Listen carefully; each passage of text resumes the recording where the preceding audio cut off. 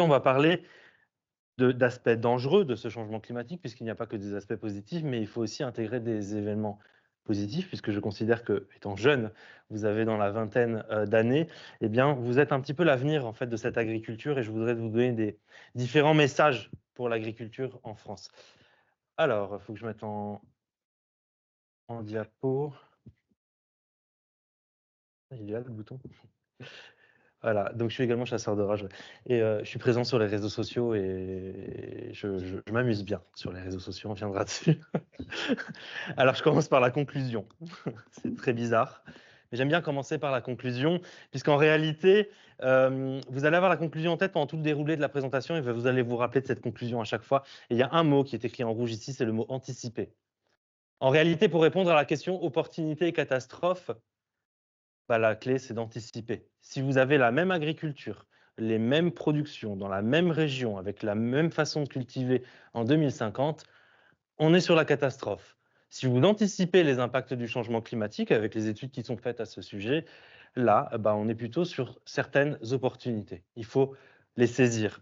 Et il y a écrit en tout petit quelque chose, c'est-à-dire écouter les scientifiques qui parlent de ce sujet, puisque ces dernières semaines, vous avez peut-être dû voir sur les réseaux sociaux ou dans les médias, je me suis fait insulter des milliers de fois par des climato-sceptiques juste parce que je parlais de l'impact du changement climatique sur l'agriculture. D'ailleurs, ce soir à 23h, il y a un épisode d'Envoyé spécial ou d'enquête spéciale sur France 2 à 23h qui parle du harcèlement des scientifiques dont je fais malheureusement partie. Alors, on va faire 2-3 définitions, puis un retour sur 2021 et 2022. On va se mettre d'accord sur des points de l'agriculture, des événements météorologiques sur l'agriculture que vous avez déjà vécu, 2021, 2022. Ensuite, on garde les projections jusqu'en 2100, sécheresse, canicule et gel. Et avec ces connaissances qu'on aura acquéries, on pourra regarder l'impact sur l'agriculture. Je commence par les définitions, c'est rapide. Les définitions, moi, quand j'étais en école d'agro, dès qu'il y avait 50 diapos de définitions, je m'ennuyais. Là, ça va être rapide. 3 définitions. L'agrométéorologie, qu'est-ce que c'est? C'est l'impact de la météo sur l'agriculture. La météo, c'est ce que vous voyez quand vous regardez, par exemple, Evelyne Delia sur TF1. Elle vous présente les prévisions météorologiques. Ça, c'est de la météo. Et un agriculteur, quand il a les prévisions météo, eh bien, il peut savoir s'il doit irriguer, s'il peut aller dans le champ, s'il doit semer, s'il doit mettre des chaufferettes parce que du gel arrive, etc. Donc tous les agriculteurs, en réalité, et vous-même, quand vous sortirez, vous serez agrométéorologue. Vous saurez qu'est-ce qu'il faut faire pour une plante suivant les événements climatiques à venir dans les heures ou les jours à venir. Donc c'est des actions et décisions concrètes de terrain, par exemple, quelles conséquences sur ma vigne lors de l'orage de grêle de demain? Bon, il y en a eu un a priori cette nuit, dans le Chablis. Dois-je irriguer ma pomme de terre cette semaine, suivant les prévisions météorologiques, ou alors est-ce que je ne dois pas irriguer parce qu'il va pleuvoir? Bon, c'est tout simple, l'agrométéorologie. L'agroclimatologie, c'est l'impact du climat sur l'agriculture, et c'est plus des décisions socio-économiques et politiques à long terme. En gros, c'est est-ce que je pourrais continuer à faire des pommes de terre dans le nord de la France en 2070? Est-ce que je dois investir dans de nouvelles filières d'huile d'olive du côté de Bordeaux d'ici 2040? Est-ce que j'aurai un AOC, Nefle de Montpellier, à partir de 2050? Est-ce que mes vaches laitières vont subir des stress thermiques et quelles seront mes pertes économiques à cause des stress thermiques en été sur les vaches laitières? Et ça demande de l'anticipation. On retrouve le mot de la conclusion. Ça demande de l'anticipation. Pour faire face au changement climatique, il faut anticiper et faire des études à ce sujet pour pouvoir savoir où est-ce qu'on place les différentes cultures et comment on les cultive d'ici 2050. Alors, je commence par 2021. 2021 avec une photo que j'ai faite à Cognac. Et sur cette belle photo, vous pouvez voir un petit poney qui saute dans le nuage. Vous le voyez? Non, vous ne le voyez pas, il est juste au milieu et qui lâche un petit éclair. Cette photo s'appelle le poney magique. Allez, je reviens sur 2021. J'aurais pu remplacer 2021 par 2022, par 2023 ou par 2024, puisque ça s'est passé la semaine dernière. Le gel tardif, en réalité qui n'est pas si tardif que ça. Vous avez ici ce qui s'est passé en 2021, début avril. On avait un épisode de douceur exceptionnel en mars, fin mars, et une descente d'air froid majestueuse. Alors je dis majestueuse parce que c'est un beau cas d'école. Alors elle descend bien du pôle Nord en 3 jours. Et elle a brûlé tous les végétaux sur son passage. On a eu 2 milliards d'euros de pertes de rendement. 2 milliards d'euros de pertes de rendement. Moi, j'aurais bien voulu boucher le trou de la sécurité sociale avec ou les retraites. Non, on les a perdus sur des fruits à noyaux et les fruits à pépins. C'est la plus grosse catastrophe agricole depuis l'agriculture moderne en France, donc depuis 1945. On l'a eu en 2021. Moins 59% pour la prune, moins 59% pour la poire de table. Il s'est passé exactement la même chose en 2024, avec certes des dégâts qui sont beaucoup moins importants, et heureusement. Je reviens sur 2022 maintenant. Vous avez ici le viaduc de Millau. Pour ceux qui connaissent, c'est en Aveyron, dans le sud de la France. 2022, eh ben, c'est un peu différent là. Là, vous avez une dépression au large du Portugal. Alors, je fais comme Evelyne Delia, je m'en excuse. Vous avez ici une dépression au large du Portugal. À l'avant de cette dépression, le vent est orienté au sud. Cette dépression s'est restée centrée ici en 2022, très longtemps dans l'année, à la place de ce qu'on appelle l'anticyclone des Açores, qui est d'habitude sur ces régions-là. Le vent est resté orienté au sud, donc forcément, l'air chaud, le sable du Sahara également est venu en France. Et on a eu l'année la plus chaude jamais observée en France. Elle était en 2022, mais également la deuxième année la plus sèche. Si je dézoome sur le monde, vous avez en rouge foncé ici les zones où le monde a observé, les zones qui ont observé l'année 2022 comme la plus chaude. Donc on retrouve bien l'Europe de l'Ouest, mais également dans plusieurs régions du monde. Les zones où l'année 2022 a été la plus froide, il y en a une. C'est ce petit pixel au large du Pérou. On voit ici très bien le déséquilibre des records de chaud et des records de froid, qui est une des caractéristiques également du changement climatique. Également, la deuxième année la plus sèche, vous avez ici une carte de l'indice hydrique des sols, ce qu'on appelle la sécheresse. Au niveau de l'Europe de l'Ouest, la France entière était concernée par une sécheresse extrême, mais là on ne voit pas la légende puisqu'il y a le petit truc dessus. Attends, je l'enlève. Je ne peux pas l'enlever. Voilà. Bon, du coup, les pertes de rendement ont été catastrophiques pour l'ensemble des cultures. Vous avez par exemple ici le maïs grain non irrigué. Non irrigué, je m'affranchis de l'impact de l'homme, je regarde uniquement le climat. De moins 5% en Normandie jusqu'à moins 54% en Occitanie.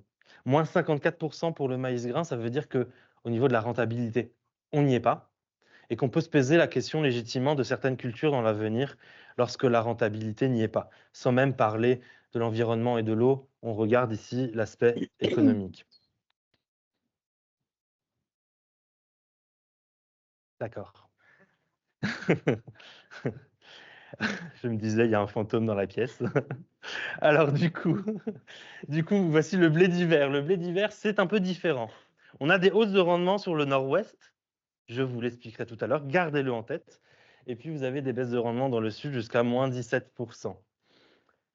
Si je regarde un petit peu les régions Haute-Normandie, Franche-Comté, Rhône-Alpes, Bourgogne, je vais faire un petit tour de France durant toutes mes diapos parce qu'on n'est pas focalisé que sur une région. En Haute-Normandie, vous avez quand même des hausses de rendement sur, par exemple, le blé dur d'hiver, le blé tendre d'hiver, l'orge d'hiver et le colza d'hiver. Je peux le répéter encore une fois si vous voulez. Vous retrouvez bien les cultures d'hiver sur les hausses de rendement. C'est les cultures qu'on sème en automne et qu'on récolte au début de l'été ou à la fin du printemps, si vous avez écouté en cours d'agronomie. Ici, vous avez en Bourgogne et dans le Rhône-Alpes que du rouge. C'est-à-dire que plus on descendait au sud, plus on avait des pertes de rendement. Sur, par exemple, le Rhône-Alpes, il n'y a aucune culture qui s'en est sortie. On a eu des pertes de rendement sur toutes les cultures présentes sur cette région-là. Donc des cultures d'hiver qui s'en sortent un petit peu au nord, toutes les cultures qui souffrent plus au sud de la France. Et pourquoi il est important que vous m'écoutiez aujourd'hui en tant que jeune agronome, enfin futur jeune agronome, puisqu'en réalité, lorsque vous placez les observations climatiques, donc c'est les petits points noirs ici, 2022 et le petit point violet, lorsque vous les placez de 1850 jusqu'à 2100 avec les projections du GIEC, en plus une projection de réchauffement modéré, on est un petit peu plus haut pour l'instant sur le cours du réchauffement, eh bien, quand on place 2022, on le projette sur les changements climatiques, on tombe sur 2050-2055. Ça veut dire que pendant votre carrière, lorsque vous aurez d'ici là à peu près 40-50 ans, si je fais bien mes calculs, si j'ai fait agro, c'est que j'étais nul en maths, hein. Si je fais bien mes calculs, vous aurez à peu près 40-50 ans, moi j'en aurai 60, eh bien, dans l'année 2022 sera une année normale. Ce sera une année tout à fait normale. Tous les événements climatiques qu'on a eus sur l'agriculture seront normaux. On n'ira pas sur le Trocadéro interviewer avec BFM une jeune fille qui mange une glace en lui demandant si elle a déjà vécu ça, ou la grand-mère du village ne dira pas « je n'ai jamais vécu ça de ma vie ». Non, ce sera une année normale et les années les plus chaudes seront largement pires que 2022. C'est-à-dire que toutes les pertes de rendement qu'on a eues, il va falloir s'en affranchir dans l'avenir et c'est ce qu'on va essayer de faire ici dans la présentation. Je commence par une évolution des précipitations jusqu'en 2100 avec une photo du Trocadéro d'ailleurs, la tour Eiffel. Alors, je vous fais un petit cours d'agro, je m'en excuse, mais ce que je veux que vous reteniez, c'est que quand vous regardez la pluie, ce n'est pas ça qui va expliquer votre sécheresse. Ce n'est pas le cumul de précipitations qui va vous expliquer la sécheresse. Puisqu'en réalité, si par exemple vous avez un très fort orage, qu'il tombe 100 mm de pluie en 1 heure, il n'y a que 20% de cette eau qui va aller dans votre sol et 80% ça va aller à la rivière. C'est le ruissellement. Ça ne rentre pas dans le sol. Il y a également de l'eau qui est reprise par les racines des plantes et qui va être évaporée, transpirée. C'est de l'eau qui repart dans l'atmosphère. Donc pour comprendre l'évolution des sécheresses, il faut regarder à la fois la pluie, transpiration, évaporation et le ruissellement. Et il y a une partie qui va en nappe phréatique. Donc toute l'eau ne reste pas dans les 2 premiers mètres. Donc on va regarder l'évolution de tout ça et je commence par cette image depuis des pluviomètres depuis 1961 en France jusqu'en 2012. Chaque petit point, c'est un pluviomètre. Le pluviomètre mesure la pluie. Dans le nord de la France, il y a plus de pluie à l'année. Ici, du côté de Paris ou du côté de Langres, on parlait de Langres tout à l'heure, il y a plus de pluie à l'année. À Strasbourg, il y a à peu près plus 10% de pluie à l'année. Ce graphique intègre à la fois les variabilités climatiques naturelles et l'impact, pour l'instant, du changement climatique. Par contre, dans le sud, sur 25% du territoire, il y a effectivement moins de pluie. Pourtant, je vous ai dit en Alsace, c'est plus 10% de pluie. En même temps, c'est plus 10% de sécheresse agricole. Ici, dans la région, il y a plus de pluie qui tombe, peut-être plus 2, plus 3%, à voir si c'est significatif cependant. On a des sécheresses qui sont plutôt stables, et plus on descend au sud, plus les sécheresses sont fortes. La progression est forte depuis 1959. Ça veut dire qu'il y a des régions, là, dans le nord-est de la France, qui reçoivent plus de pluie à l'année, mais qui ont plus de sécheresse également. Et il y a des régions dans le sud de la France qui, logiquement, reçoivent moins de pluie et ont plus de sécheresse. Nous avons perdu quelqu'un. Alors, vous avez ici la carte de l'Europe avec plus 3 degrés. Là, je me projette maintenant en 2050, 2060 ou 2070. Donc, plus 3 degrés au niveau mondial. Toutes les zones que vous voyez ici en Méditerranée, ce sont les zones où il y aura moins de pluie à l'année. Toutes les zones que vous voyez en bleu dans le nord de l'Europe, c'est des zones où il y a plus de pluie qui est attendue à l'année. Et toutes les zones assurées, ce sont les zones où on ne sait pas trop quelles sont les tendances actuellement. C'est-à-dire que la limite que vous aviez sur cette diapo-là, entre le nord et le sud, il y a plus de pluie, moins de pluie, on ne sait pas trop comment elle remonte en fait avec le changement climatique. C'est pour ça qu'il y a beaucoup d'incertitudes. Et donc on retrouve cette limite là au même endroit sur cette projection-là, et il y a on sait qu'elle remonte, elle va peut-être remonter au nord, mais on ne sait pas dans quelle magnitude. Donc on dit que les précipitations sont plutôt stables sur la France. Dans le sud de la France, par contre, on a effectivement des précipitations annuelles qui seront en baisse. Alors vous allez me dire, s'il tombe la même quantité de pluie à l'année, on peut arrêter la présentation, rentrer chez nous, il n'y a pas de problème de sécheresse. En fait, c'est plus compliqué que ça. Ici, vous avez par exemple Carhaix en Bretagne, Chartres, Toulouse et Nîmes. Chartres, c'est dans la Beauce, Toulouse dans le sud-ouest et Nîmes dans le sud-est, méditerranéen, aquitain et puis maritime aussi pour les 2 villes du nord. Donc ici, vous avez l'évolution des précipitations jusqu'en 2100. Chaque couleur est un scénario de réchauffement, le rouge étant le plus fort, le vert le moins fort. Donc vous voyez bien qu'à Carhaix, là c'est pour qu'un seul modèle climatique, cependant on n'a pas d'évolution des précipitations annuelles, il devrait tomber à peu près 1100 mm de pluie à l'année. À Chartres, c'est à peu près pareil, il pleut moins, ceci dit qu'en Bretagne, 600 mm. Et dans le sud, il y a plus de variabilité annuelle, notamment à Nîmes, parce qu'on a des orages cévenols qui peuvent apporter beaucoup de pluie. Bon, pas trop d'évolution à l'année, des précipitations, c'est ce qu'il faut que vous reteniez. Alors vous allez me dire, il n'y a pas de problème. En réalité, si, il y a un gros problème, c'est que le changement climatique n'est pas une évolution annuelle de la pluie, c'est une évolution saisonnière. Hiver, été. Vous avez le même graphique, la même carte que tout à l'heure. On s'attend à avoir plus de pluie dans le nord de la France en hiver, avec une zone d'incertitude pour la partie sud. Par contre, en été, sur toute la France, on attend moins de pluie. Donc quand je somme les pluies qui tombent sur les saisons, je tombe sur quelque chose qui est à peu près stable. Et vous me voyez venir, l'agriculture, c'est pas en hiver qu'elle prospère, c'est en été, c'est le moment où il y a moins de pluie. Voilà pourquoi la différence entre le cumul annuel et le cumul saisonnier est très important pour l'agriculture, qui est une activité saisonnière. Donc on regarde la saisonnalité des précipitations. Pour illustrer ça, il faut regarder l'indice hydrique des sols. C'est ce qu'on appelle la sécheresse à la télévision. Nous, on appelle ça l'indice hydrique des sols, c'est le SWI.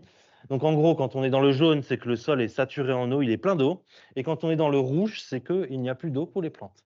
Ici, c'est l'hiver, 1976-2005, et la moyenne 2070-2100, donc un siècle plus tard.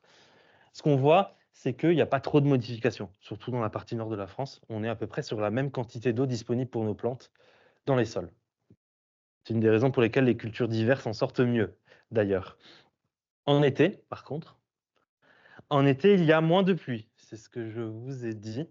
Il y a également plus de chaleur, donc plus d'évaporation, plus de transpiration, c'est de l'eau qui repart à l'atmosphère, mais également plus d'intensité de pluie, puisque une atmosphère chaude peut contenir chaque degré gagné, c'est 7% d'humidité potentielle en plus, et donc 3 à 4% de plus de pluie. C'est notamment le cas quand il y a des épisodes orageux, donc c'est souvent du ruissellement supplémentaire de l'eau qui ne va pas rentrer dans le sol.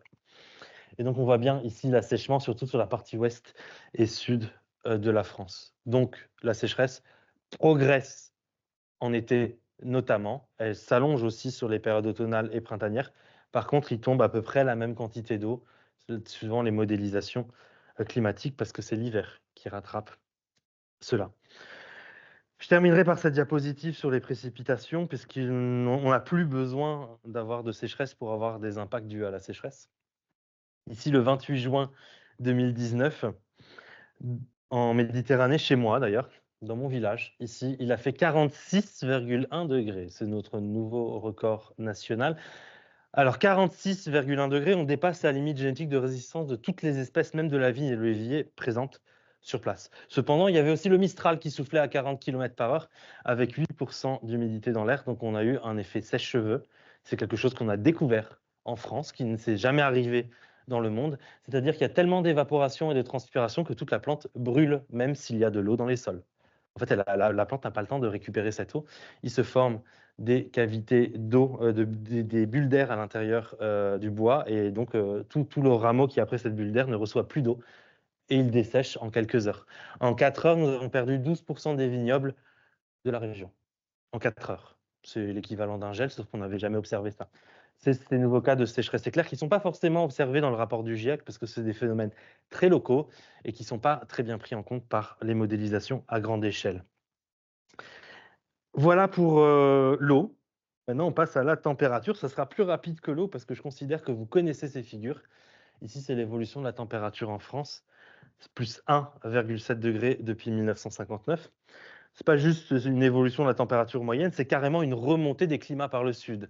Ici, vous avez la température moyenne annuelle de 1976 à 2005, de 2070 à 2100 pour un réchauffement modéré. Vous voyez bien, on a les zones climatiques qui remontent par le sud. Par exemple, le climat de Montpellier, peu à peu, se retrouvera à Paris intramuros, c'est l'effet urbain, content pour boire des bières en terrasse, mais ce n'est pas forcément sympa pour l'agriculture. Enfin, vous me direz, l'agriculture à Paris, il n'y en a pas beaucoup. À Bordeaux, par exemple, on retrouvera ce climat, enfin ces températures moyennes de Montpellier.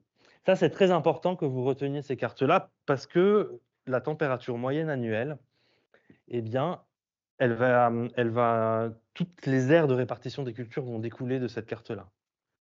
En réalité, les cultures que vous avez au nord de la France, à l'est, à l'ouest et au sud, ce n'est pas les mêmes, parce qu'elles ne subissent pas le même climat. Donc si le climat évolue, l'aire de répartition des cultures évolue. C'est la première partie d'impact sur les cultures. Donc là, vous avez l'évolution des températures Carré, Amiens, Toulouse et Nîmes selon 3 scénarios de réchauffement. Donc on voit bien que de toute façon, ça se réchauffe au moins jusqu'en 2050. Et puis après, suivant les scénarios d'émissions de gaz à effet de serre, donc les politiques actuelles, eh bien, ça continuera à se réchauffer ou ça se stabilisera progressivement.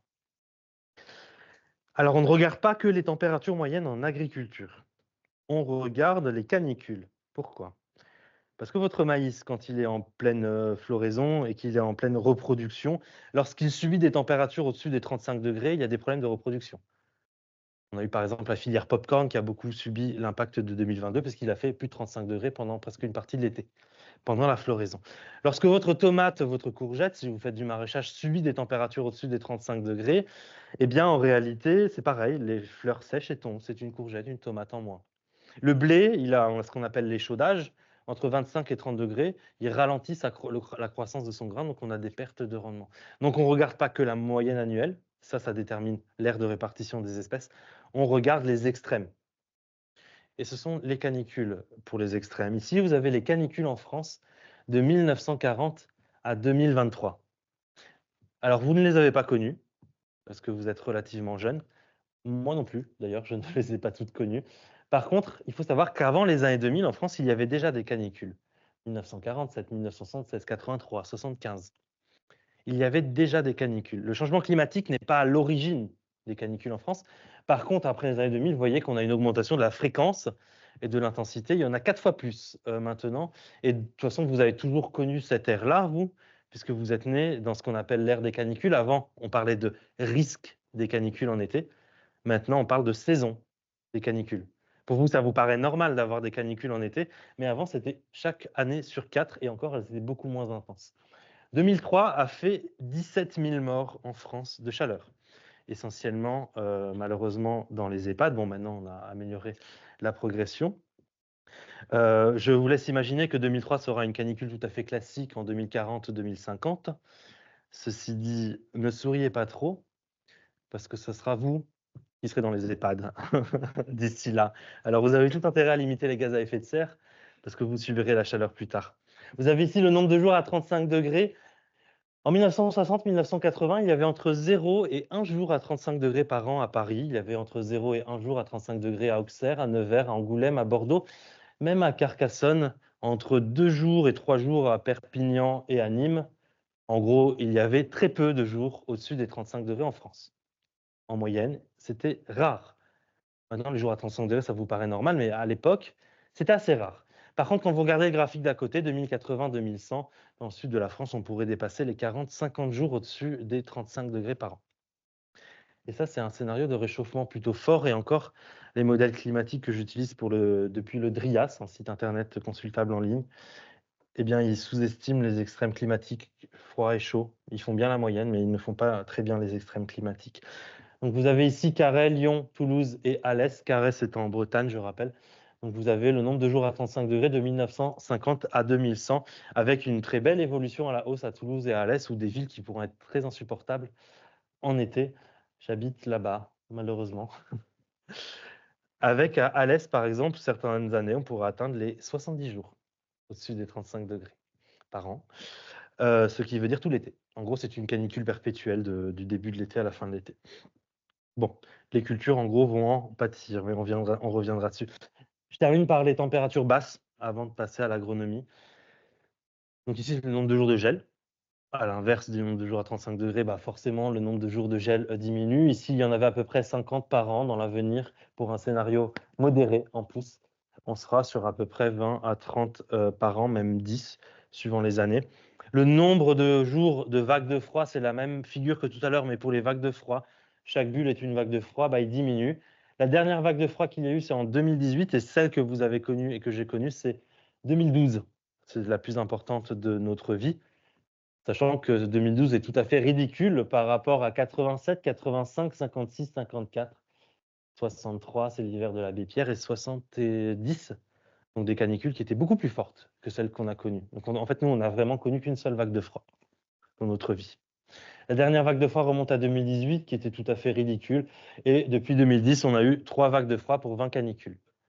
Donc vous êtes né dans l'ère des canicules, comme je vous disais, les vagues de froid deviennent de plus en plus rares.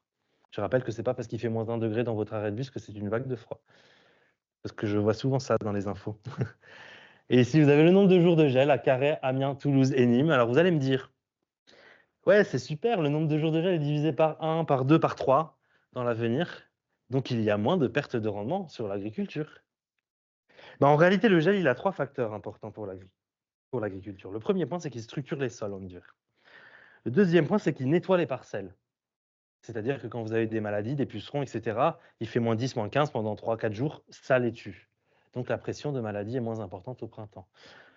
Si le nombre de jours de gel diminue, la pression des maladies est plus importante, comme cette année. Le troisième point, les végétaux ont besoin de froid pour fleurir. Ça s'appelle la vernalisation. Votre pommier, le golden, je prends le golden, c'est la variété la plus vendue en France, la pomme jaune, eh bien, il a besoin de 1000 heures de froid en dessous des 7 degrés. S'il n'a pas ce cumul de température, il fleurit mal, voire il ne fleurit pas. C'est ce qu'on peut, par exemple, observer pour l'abricot bergeron cette année dans la vallée du Rhône. Il n'a pas fleuri. Donc là, en gros, il n'a pas fleuri. C'est 0 rendement, au moins que ça soit clair. Donc le froid est très important pour les cycles végétatifs des plantes. J'y reviendrai bien sûr. Je commence par de bonnes nouvelles. On va parler de l'apéro. J'ai sélectionné ça, je commence par les bonnes nouvelles toujours. Ici, c'est l'évolution de la biogéographie.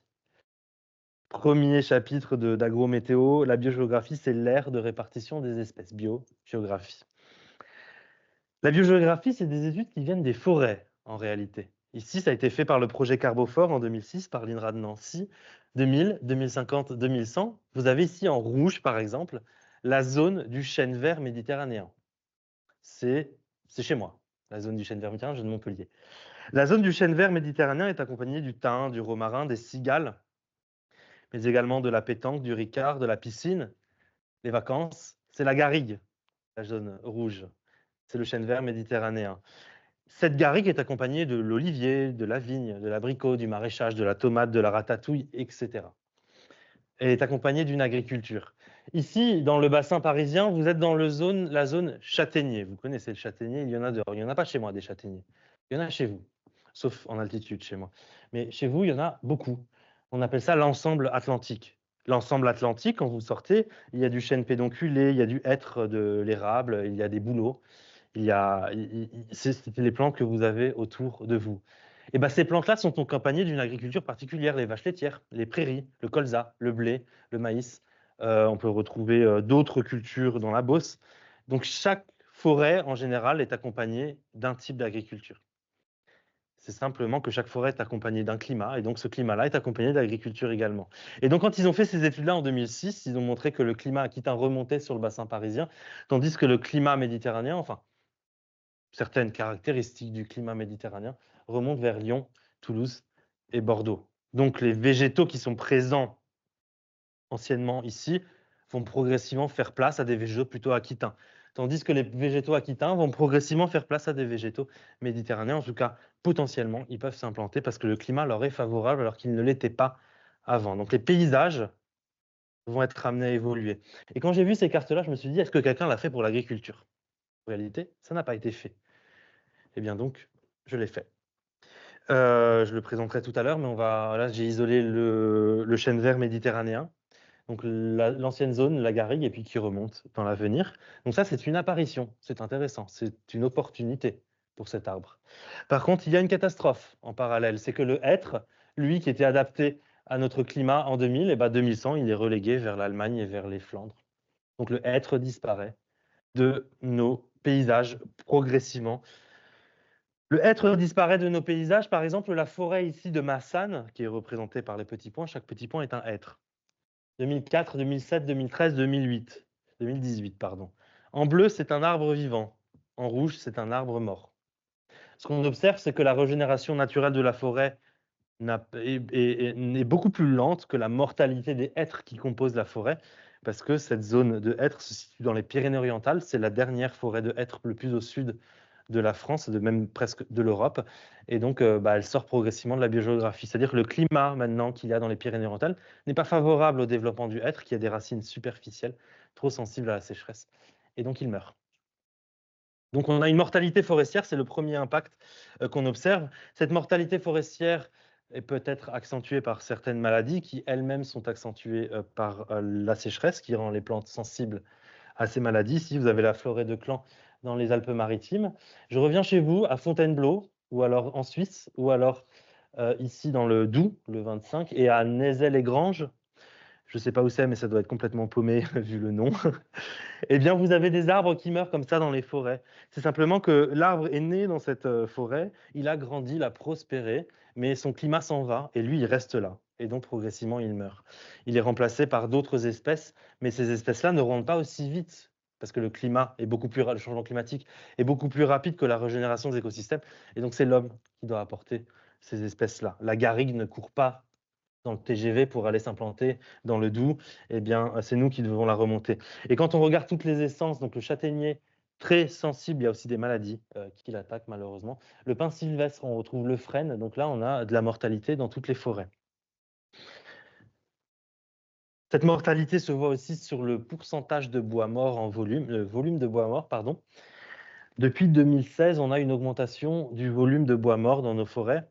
Ça s'explique notamment par ce qu'on appelle la théorie du boxeur. C'est un très beau film d'ailleurs qui est sorti il n'y a pas très longtemps.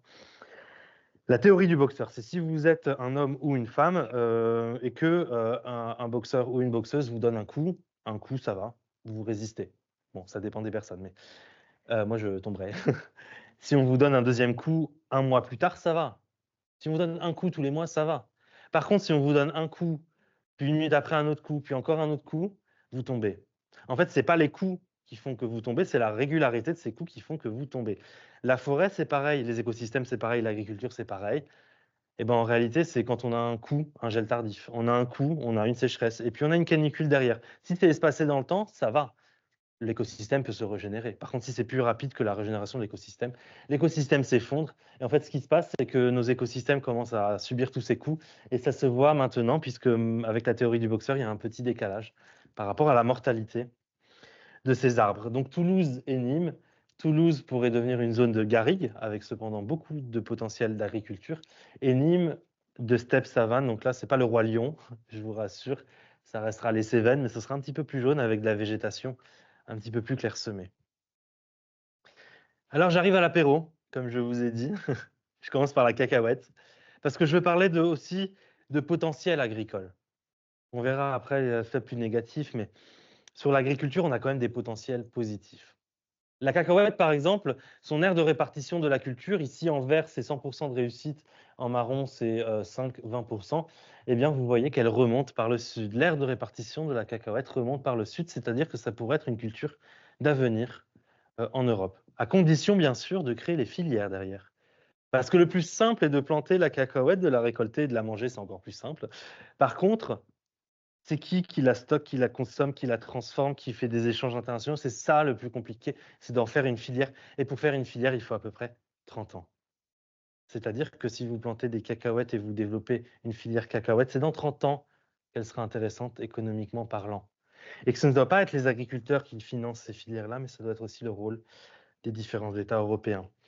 Toujours en restant dans l'apéro, vous avez ici l'olive qui remonte par le sud. Et d'ailleurs, une entreprise qui s'appelle Oil Olive Green est en train de planter de plus en plus d'oliviers à la place de grandes cultures, trop consommatrices d'eau parfois dans le sud-ouest.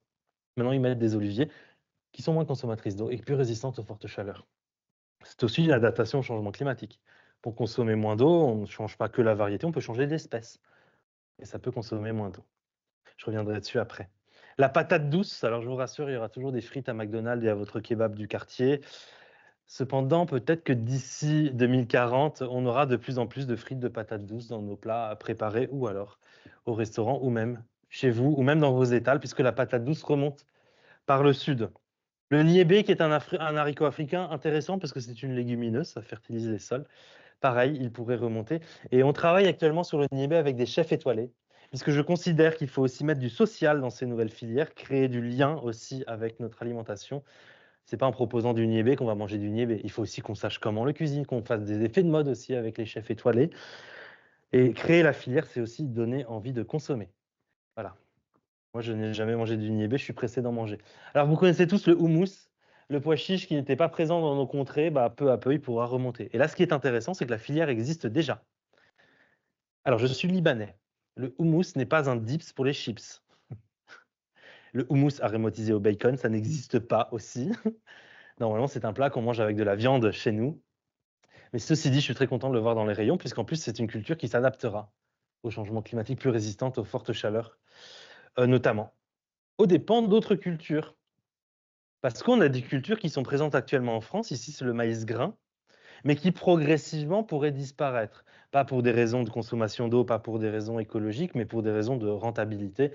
Ici, par exemple, le maïs grain, il remonte ici sur le nord de l'Europe, et peu à peu, vous le voyez sortir de la France du Sud-Ouest sort.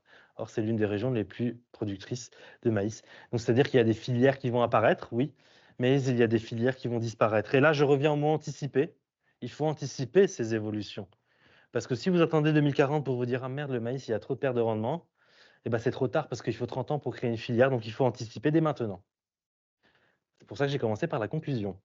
Alors, il y a aussi, par exemple, l'abricot rouge du Roussillon qui s'implante dans le Roussillon actuellement. Pourcentage de réussite ici en vert, c'est 100%.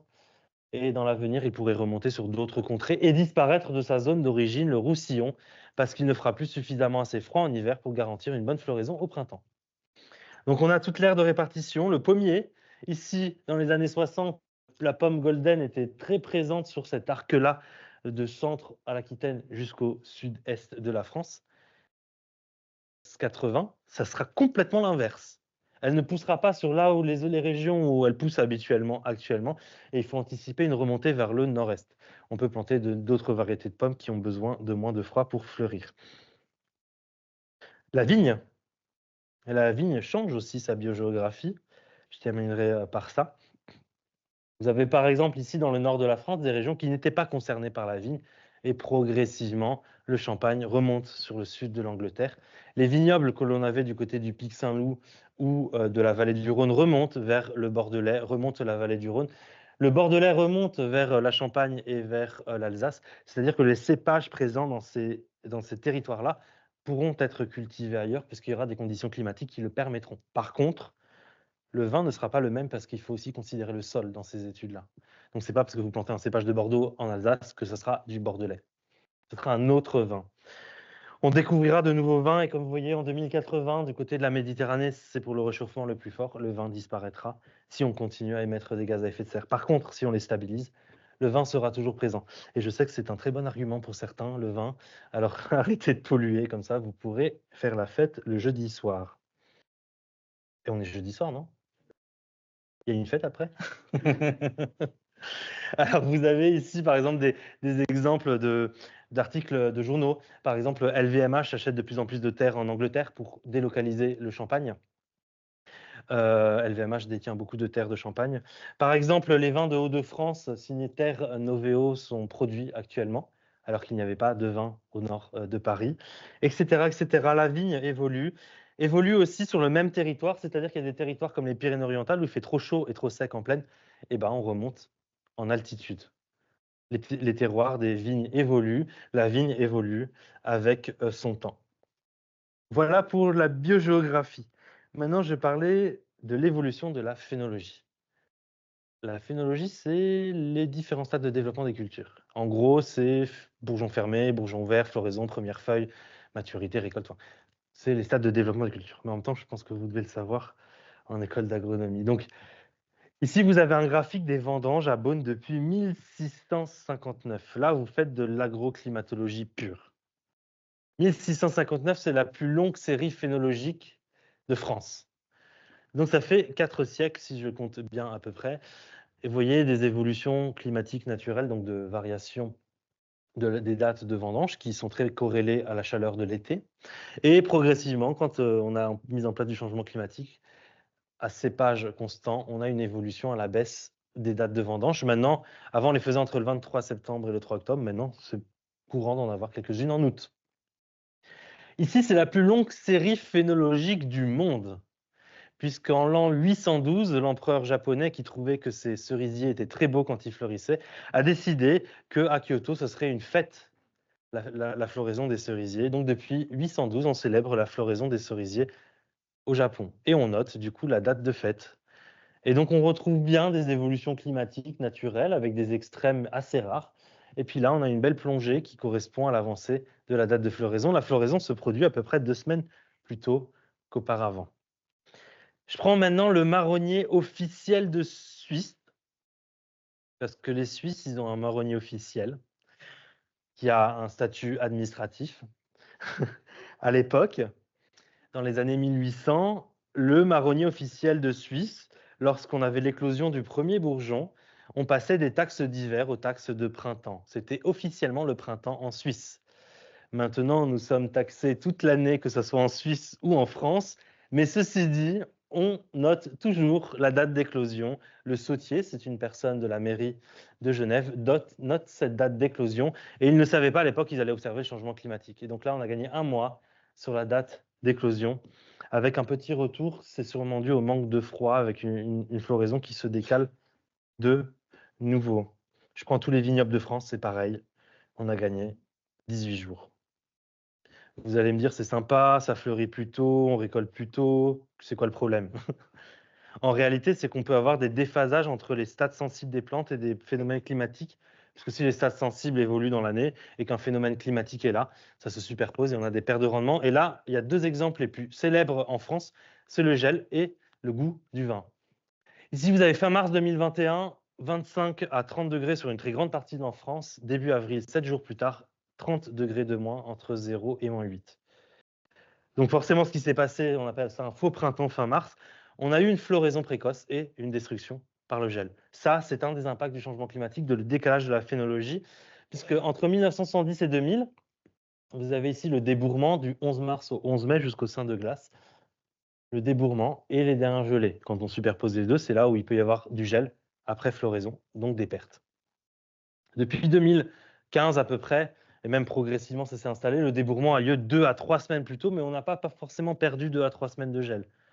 On a perdu à peu près une semaine de gel, mais il y a toujours du gel.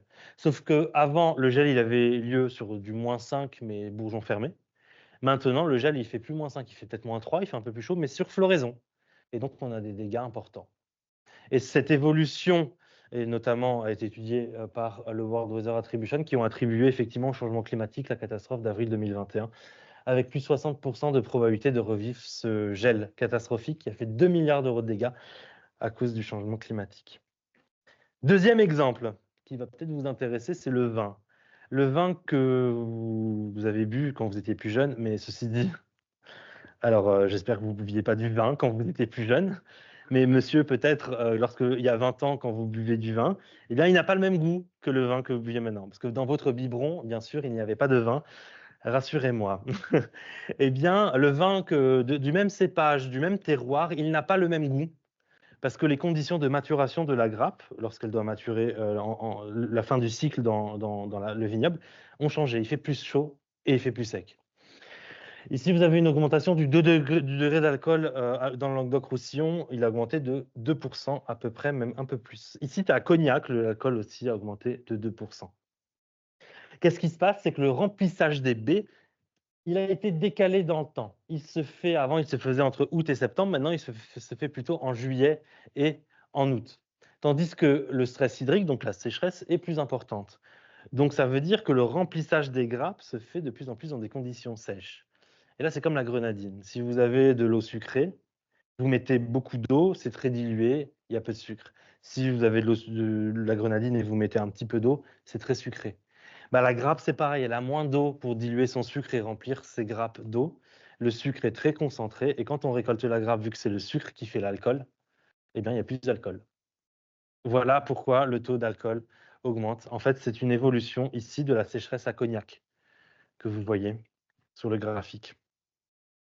Je terminerai par 3 exemples de cultures plus précises, parce que vous êtes des agronomes et donc vous pouvez comprendre quand je vais parler du blé, du maïs ou des vaches laitières. Puis après, je laisserai place aux questions. Et je commence par cette figure historique du blé en France, c'est le rendement du blé. De 1815 jusqu'à 2022. Ce qu'on observe, c'est 3 parties, donc jusqu'à la Seconde Guerre mondiale, le rendement augmente légèrement, et puis après, on a une belle augmentation, et puis une stabilisation. À la fin de la Seconde Guerre mondiale, on a investi massivement dans ce qu'on appelle la révolution verte. La chimie, la mécanisation, les intrants, la génétique, maintenant on a le numérique. On appelle ça la révolution verte. C'était nécessaire d'investir dans ce type d'agriculture pour éviter les risques de famine. On n'avait pas les mêmes préoccupations environnementales à la sortie de la Seconde Guerre mondiale. Maintenant, il y a effectivement l'environnement qui vient s'ajouter là-dessus et qui permet de repenser le modèle en rajoutant la pièce de l'environnement. Certes, pas assez vite, mais il va falloir accélérer. À partir des années 2000, on a une stabilisation du rendement. Et donc à l'époque, les scientifiques de l'INRA, donc Nadine Brisson en 2009, et puis Philippe Gatt en 2010, et puis Philippe Gatt en 2009 de Arvalis, Ils ont travaillé sur ce sujet, ils se sont dit: «Pourquoi les rendements se stabilisent?» parce que pourtant on a de nouvelles génétiques, on a de nouveaux produits, on a de nouvelles choses. 70 de l'explication est notamment due à des problèmes climatiques pendant le remplissage du grain. Il fait trop chaud, trop sec. Donc en fait, le changement climatique, il inhibe le progrès génétique, il inhibe ce progrès génétique. 30 de l'explication, c'est notamment moins de légumineuses dans les rotations qui fertilisent donc moins les sols et une désintensification et des retraits de substances actives, voulues par l'Union européenne, mais aussi un sol qui arrive à certaines, limites. Si je projette maintenant en modélisation agroclimatique jusqu'en 2050, donc une modélisation complète, ce qu'on observe, c'est que dans le nord de la France, on aura plus de sécheresse, plus de canicules, comme je vous ai dit, tout comme dans le sud. Par contre, le rendement va augmenter. Et là, je vous rappelle de la figure du début, en 2022, où le rendement augmentait dans le nord de la France pour le blé, alors qu'il a fait chaud et sec. C'est qu'en réalité, dans l'équation de ces simulations-là, je ne vous ai pas parlé du CO2 encore. Parce que le CO2, c'est certes un polluant pour l'atmosphère, mais c'est aussi un fertilisant pour les végétaux. Plus il y a de CO2, plus il y a de photosynthèse, plus il y a de blé et plus il y a de rendement. Sauf que dans l'équation de la photosynthèse, il y a CO2 plus eau avec la lumière donne ensuite le sucre. Donc s'il n'y a pas d'eau, on ne peut pas exploiter le CO2. Ce qu'on voit dans le graphique ici, c'est que dans le nord de la France, les sécheresses arrivent plus tard dans le cycle du blé, donc il a le temps d'exploiter le CO2 en excès, et donc il fait plus de rendement. Il lui est favorable le changement climatique. Par contre, dans le sud de la France, les sécheresses arrivent plus tôt, et donc là, il ne peut pas exploiter ce CO2. Je tiens à préciser que je vous ai parlé du CO2 comme un aspect bénéfique pour les plantes. Il faut de l'eau pour cet aspect bénéfique, ce n'est pas parce qu'il y a plus de CO2 qu'il y a forcément plus de verdissement. Et je ne suis pas en train de vous dire de tourner autour de votre champ avec une voiture au diesel pour fertiliser votre blé. N'oubliez pas que le CO2 a des effets pervers dans d'autres parties de l'économie française. Et donc forcément, ce CO2, il augmente. Dans certaines régions du nord de l'Europe, il y aura toujours de l'eau, ou plus d'eau, comme je vous ai dit au début. Dans le sud, il y en aura moins. Et là, on a une belle limite entre le nord de l'Europe, dont le nord de la France, où le rendement du blé va augmenter avec le changement climatique. Ça lui est favorable. Le sud, ça diminue. Et donc là, on passe de l'agroclimatologie, comment placer mon blé ou placer mon abricot, des trucs terre à terre de terrain, à carrément la géopolitique mondiale de l'alimentation. Puisque certains pays comme la Russie, l'Ukraine, la Biélorussie, la Pologne et la Lituanie, la Suède, etc., vont être favorisés par le changement climatique sur la plupart des cultures et le rendement va augmenter. La Russie, par exemple, il y a 15 ans, ils étaient importateurs nets de blé et maintenant c'est le premier exportateur mondial. Ils ont structuré leur filière profitant du changement climatique et maintenant les prix du blé dépendent de la Russie, au bon vouloir de la Russie, qui fait évoluer ces prix-là. Par exemple, lors des printemps arabes, il y a eu une très forte sécheresse en Russie qui a fait un embargo, donc qui n'a pas exporté son blé. Les pays qui étaient dépendants, qui en plus elle nous a pris des parts de marché sur le place mondial parce que leur blé coûte moins cher, eh bien ils se sont retrouvés avec des prix qui ont explosé. L'Égypte est notamment dépendante presque à 100% du blé russe. Et quand le blé augmente, le pain augmente. Et quand le pain augmente, eh bien, ça peut faire des révolutions. On se rappelle de 1789, qui était notamment dû à un orage de type grêle qui est passé dans la Beauce, qui a détruit toutes les récoltes et donc l'année suivante, il n'y avait plus suffisamment de blé pour tout le monde. Bon, il y avait aussi des problèmes politiques à l'époque. En solution adaptation, je tiens à préciser qu'elles sont toutes complémentaires. Là, je vous présente des solutions, par exemple, pour le blé. On pourrait parler de toutes les cultures, mais je ne vais pas le faire. On a par exemple les génétiques variétés, vous devez le voir en cours, la résistance à la sécheresse, la résistance aux fortes chaleurs, ça permet de gagner 1, 2, 3% d'économie d'eau. Travailler sur le port racinaire pour aller chercher l'eau en profondeur, etc., etc. Ça, c'est intéressant. Ça fait 60 ans qu'on progresse et c'est d'ailleurs la principale raison pour laquelle les rendements ont augmenté. Ensuite, on a l'agronomie. Là, c'est terre à terre. C'est pas juste de la génétique. On peut planter le blé plus tôt, donc une semaine plus tôt, s'il ne fait pas trop sec dans les sols en automne, pour le récolter une semaine plus tôt en été. Et donc, ça permet d'éviter les chaleurs et les sécheresses en été. Donc, ça s'appelle une stratégie d'évitement induite par l'homme. Ensuite, on a l'agriculture de conservation des sols, puisque les sols est un des principaux facteurs qu'il faut prendre soin dans l'avenir pour faire face au changement climatique.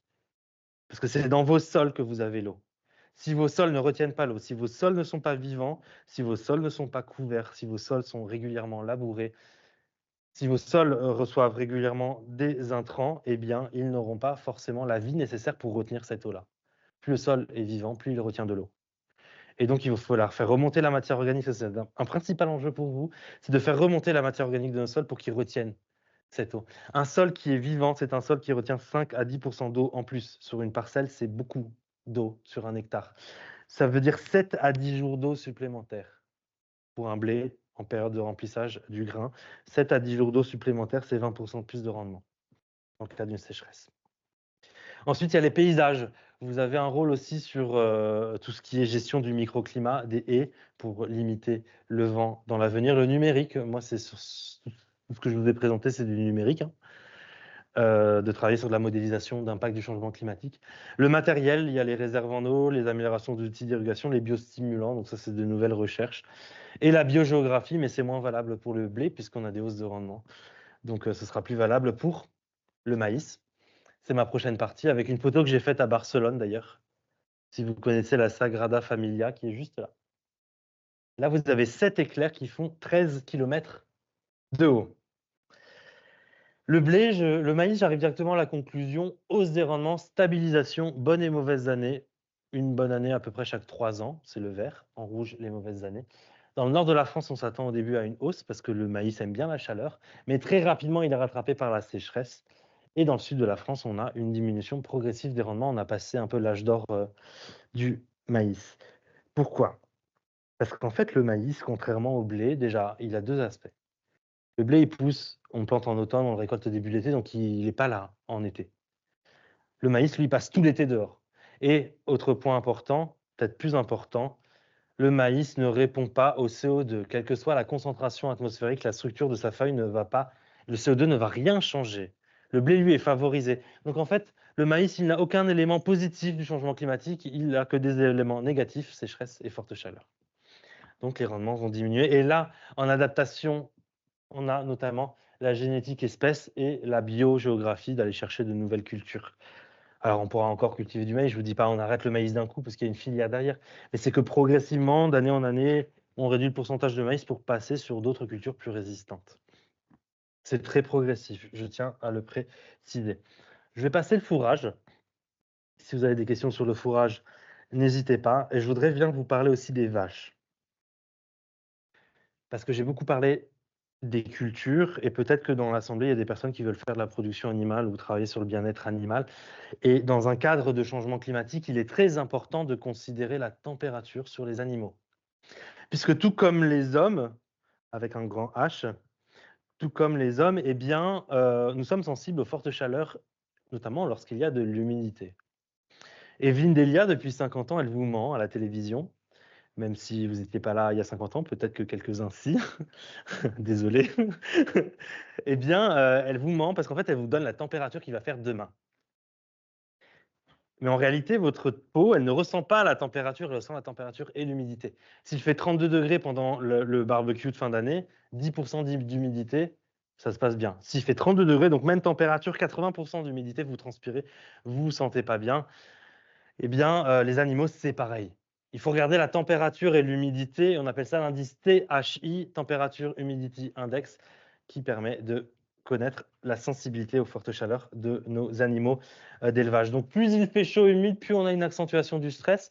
À court terme, si la canicule dure 1, 2, 3 jours, on n'a pas de fatigue corporelle qui peut s'installer. Et donc on peut avoir une diminution de la production de lait. Ça, c'est sur l'aspect économique. Puisqu'une vache laitière, quand il fait chaud, va moins manger, elle a moins d'appétit. Quand il fait chaud, vous ne faites pas de raclette, j'espère. Vous me rassurez pas. Non, parce que j'ai dit ça il y a 3 jours, j'étais à Toulouse, j'ai parlé du cassoulet et ils m'ont dit que si la fête du cassoulet, c'est en août à Toulouse.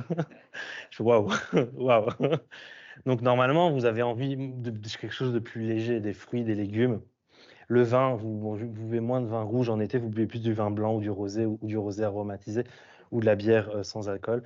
Eh bien, les vaches, c'est pareil. Alors, non, elles ne boivent pas du vin, mais elles mangent moins. Et si elles mangent moins, elles ont moins d'énergie pour faire du lait. En plus de cela, une partie de l'énergie corporelle de la vache est redistribuée pour la ventilation corporelle, pour réguler la température. Et donc, elle produit moins de lait, puisqu'une partie de cette énergie-là ne sera pas pour le lait, mais sera pour la ventilation de son corps. C'est un peu pareil pour vous, quand il fait chaud et humide pendant les canicules, vous êtes moins efficace au travail. Vous arrivez moins à réfléchir parce qu'une partie de votre énergie est redistribuée sur la ventilation corporelle. Bon, certains, toute l'année, ils n'arrivent pas à travailler, je sais très bien, même en termes de vagues de froid, on n'arrive pas à bosser. Alors à long terme, là, on a une fatigue corporelle qui s'installe. Donc quand on est fatigué, on est plus soumis aux défenses immunitaires en baisse, aux problèmes de reproduction, notamment la chaleur est très néfaste pour les femmes enceintes, et on a des risques de mammites dans l'avenir. Voilà, pour information, j'ai 3 enfants, il fallait absolument qu'ils naissent en hiver, puisque c'est la période où il y a le moins d'orage pour que je sois là pour l'accouchement, quand même. Et donc on a dû, ma femme a dû porter les enfants pendant l'été pour ça, voilà. Bon, alors elle avait qu'à pas se marier avec moi, ça allait très bien. Petit bonjour à mes enfants. Alors, bah, forcément, une perte de production estivale aussi, ça peut se chiffrer par de la modélisation. Au présent, là, dans les temps actuels, par exemple, en Normandie, en Bretagne, il y a très peu de stress thermique, un petit peu plus dans le sud de la France. C'est pour ça qu'on n'a pas toujours des vaches laitières dans le sud de la France, parce qu'il y a moins à leur donner à manger en été, et en plus, elles ont un petit peu plus chaud. La vache laitière est l'animal qui est le plus sensible aux fortes chaleurs. Dans l'avenir, ici, vous voyez, certains étés, c'est moins 30, moins 40% de perte de lait par été, c'est énorme en termes économiques. Et on s'en sort un petit peu encore du Saint-Brieuc à Saint-Lô en Bretagne. Donc il y aura toujours des vaches laitières en Bretagne, en Normandie, mais par contre, il y en aura encore moins dans le sud, déjà qu'il n'y en a pas beaucoup. Elles remonteront en altitude. En adaptation, là, c'est clair, c'est le bâtiment. Clairement. Après, je parlerai aussi des arbres dans les pâtures, mais il y a le bâtiment, brumisation, ventilation, les bâtiments aux normes pour éviter d'accentuer ce phénomène de chaleur par des étuves, parce que certains bâtiments sont des étuves. Vous avez la chance d'être dans un nouveau bâtiment qui doit être climatisé, peut-être, plus ou moins. Mais moi, à l'époque où j'étais au lycée Hoche de Versailles, il n'y avait pas de clim, il n'y avait rien. La fenêtre ne s'ouvrait pas d'ailleurs parce qu'il ne fallait pas se suicider. Et donc, c'était des étuves. Donc, on était comme des animaux à faire notre prépa dans des étuves. Il faisait très chaud. Bah, les animaux, c'est pareil. Il faut aussi penser au bien-être animal, bien-être des étudiants, bien-être animal. Et également, il n'y a pas que les bâtiments, il y a également les pâtures. Si vous mettez vos animaux en plein soleil, vous ne faites pas ça à vos enfants, sauf si vous leur en voulez du mal. Mais moi, je ne fais pas ça, enfin quoique, ça pourrait être sympa. Heu, on n'oublie pas ces enfants dans la voiture fermée en plein soleil. Les vaches laitières, vous ne les mettez pas en plein soleil, vous mettez des arbres. Et quitte à mettre des arbres, autant mettre peut-être de la nèfle, de la figue de Barbarie, de l'olive, enfin des choses qui remonteront par le sud. Je terminerai sur la gestion de l'eau, parce que je sais que quelqu'un va me poser la question sur les réserves en eau. Alors du coup, je vous ai fait une petite diapo de 4 dernières diapos sur les réserves en eau, puis on passera aux questions. Parce que pour faire face au changement climatique, je vous ai dit, il y a une évolution de la répartition saisonnière des précipitations, il y a une évolution de l'évapotranspiration et une modification de la phénologie. C'est ce qu'on a vu avant. Moi, je vais me concentrer sur la première colonne. En réalité, on voit beaucoup aux infos qu'il y a des réserves en eau qui peuvent être très intéressantes pour continuer le système agricole. Donc, j'ai mis en adaptation stockage de l'eau, gras, souligné, rouge, avec un S. Il n'y a pas qu'un seul type de stockage d'eau, c'est pas que celui de Saint-Soline qui peut être pris comme modèle. Ensuite, on a plein d'autres solutions pour faire face aux sécheresses. On a la réutilisation de l'eau des villes, par exemple, qui est de plus en plus mise en avant pour le maraîchage, notamment le maraîchage urbain ou le maraîchage autour des villes. Les nouvelles génétiques estivales, donc de nouvelles variétés, de nouvelles espèces qui consomment moins d'eau. Le poids plus important des cultures d'hiver, donc dans certaines régions, on mettra plus de poids pour les cultures d'hiver que les cultures d'été, parce que l'été sera beaucoup trop sensible aux fortes chaleurs. Ensuite, on a les stratégies d'évitement estival, c'est-à-dire qu'on peut planter les cultures plus tôt, on décale le cycle en fait.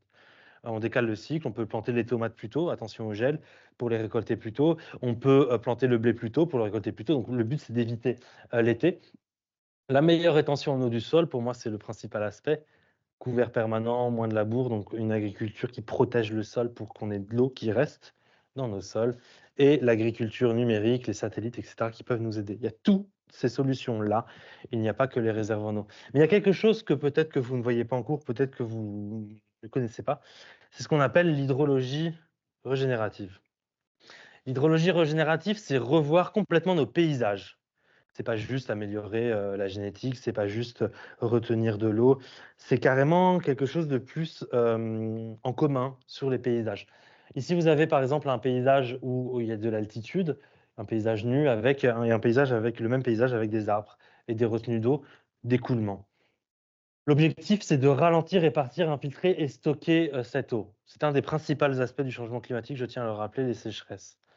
Donc le but, c'est vraiment que cette eau-là ne dévale pas les pentes et aille dans les ruisseaux et puis ensuite il y a la mer, c'est de la ralentir au maximum pour qu'elle ait le temps de rentrer. Et donc par exemple dans les oliveraies ou par exemple dans les vignobles, attention à la mécanisation pour les roues des voitures cependant, ce n'est pas faisable partout. Vous pouvez faire des petites rigoles dans la pente qui permettent de faire un escalier à l'eau au lieu de faire une pente et laisser le temps à l'eau de s'infiltrer. Donc ça, c'est ralentir la course de l'eau. On peut mettre des haies aussi perpendiculaires à la pente pour retenir cette eau-là. Quitte à mettre des haies, autant mettre des arbres fruitiers tant qu'on y est. Alors ici, vous avez par exemple la Beauce en 2050. Non, je rigole, hein, on n'y arrivera jamais. Là, c'est vraiment poussé à l'extrême. Je veux pas que la Beauce ne devienne comme ça parce que là, il faudra changer tous les cadastres de toutes les parcelles. Alors déjà que l'administration française a du mal, mais alors si en plus on devait faire des trucs comme ça là dans les champs, je pense qu'ils s'en sortiraient plus. Donc là, au lieu d'avoir des lignes droites dans nos paysages, comme vous connaissez, il y a des courbes de niveau, c'est-à-dire que les courbes ici suivent l'altitude.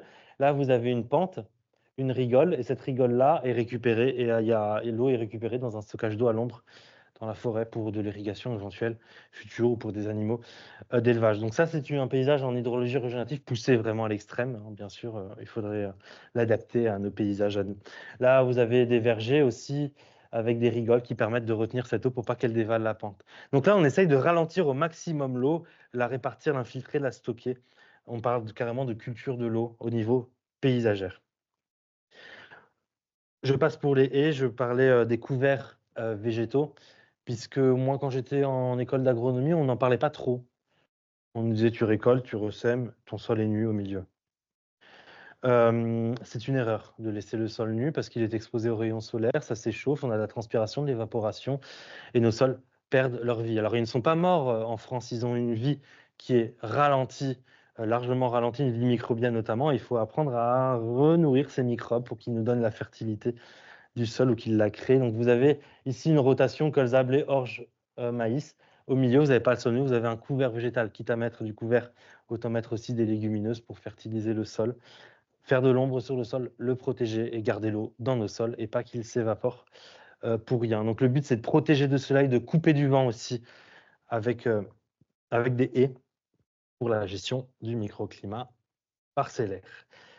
Voilà pour ça. Je termine ma présentation avec cette photo du 4 août 2020, d'un orage que j'ai pris au large de Cannes, sous les étoiles, la pleine lune, l'éclair. C'est un monocellulaire, un orage isolé, avec un rideau de pluie ici, un extra nuageux, c'est un éclair qui sort du nuage et qui tape en dehors du rideau de pluie. Et ce sont souvent les plus ramifiés, d'ailleurs, parce qu'il n'y a pas les précipitations qui masquent les ramifications. Et cette photo a été élue en 2021 plus belle photo du monde. Voilà, elle est française.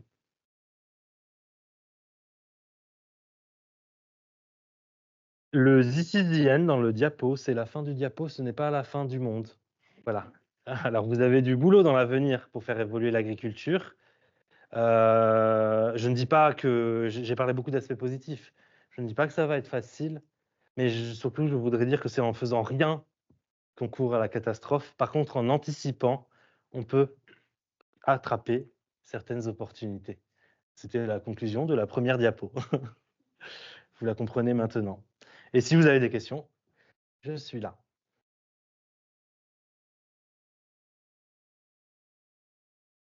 Et même en visio si vous avez des questions. Super, merci beaucoup, c'était super clair et très intéressant. Je ne sais pas s'il y a des questions. Ouais, ça marche. Donc déjà, merci pour la présentation. Je voulais savoir, vous avez présenté des cartes de rendement et éventuellement de substitution. Est-ce qu'on a une idée, en ramenant à des unités un peu communes, type calories ou je ne sais pas exactement, énergie produite, si globalement, à l'échelle de la France, en mettant en place substitution, etc., comment va évoluer le rendement globalement? En termes de calories pour l'homme, c'est ça? Produite de façon générale, oui, pour l'homme éventuellement. Je n'ai pas regardé ce paramètre-là en termes de calories produites, mais par contre, maintenant que vous me posez la question, c'est vrai que dans le sud de la France, on a de plus en plus de tout ce qui est maraîchage. et tout ce qui est fruits, qui peut être utile, l'arboriculture, le maraîchage, les courgettes, la tomate, l'olive qui remonte. On aura beaucoup moins de champs de céréales de grande culture. Donc, à mon avis, dans le sud de la France, les calories vont diminuer par rapport à cette expérience. Ceci dit, je n'aime pas donner mon avis en général quand je n'ai pas lu d'études scientifiques ou participé à des études sur ce sujet. Donc, n'hésitez pas à confirmer mes propos en lisant vos propres recherches sur Internet. Dans le nord de la France, par contre, on aura toujours des céréales. Donc, à mon avis, là, c'est bon. Il ne faut pas oublier aussi que beaucoup de calories sont apportées par la viande. Il n'y a pas que la production végétale. Il y a beaucoup de calories qui sont apportées par la viande. Et là, à voir aussi si la volonté de réduire la consommation de viande ne va pas aussi réduire la consommation, les calories consommées. Mais là, ce n'est pas forcément une évolution de la production, c'est une évolution sociétale. On mange trop de viande et on a beaucoup trop d'apports de calories. Je sais de quoi je parle. Depuis 5 mois, j'ai l'impression d'être enceinte aussi. C'est assez violent. Il faut que je me remette au sport. Voilà, c'était juste la petite parenthèse. Mais voilà, il y a aussi des phénomènes sociaux qui font qu'on mange trop de calories et que la viande aussi doit diminuer. Donc peut-être qu'il n'y a pas que l'aspect production dans cette réponse-là. Ça, c'est des questions qu'il faut poser plutôt à Jean-Marc Jancovici. C'est plus son gros kiff, le transfert d'énergie et tout ça. Ceci dit, je pourrais peut-être lui poser la question parce qu'on a une réunion dans pas très très longtemps, il me semble. Il y a une nouvelle question, si vous voulez. Oui. Oui, bonsoir, merci beaucoup pour la présentation. Donc, Nicolas Guilpart, je suis enseignant d'agronomie ici à AgroParisTech. Oui. Et donc, moi, je me pose une question parce que donc, on voit bien toutes les évolutions qui sont projetées de la biogéographie, de toutes les espèces qui se déplacent. Et il y a beaucoup de projections qui sont présentées à un horizon qui est assez lointain, finalement, à la fin du siècle ou 2050.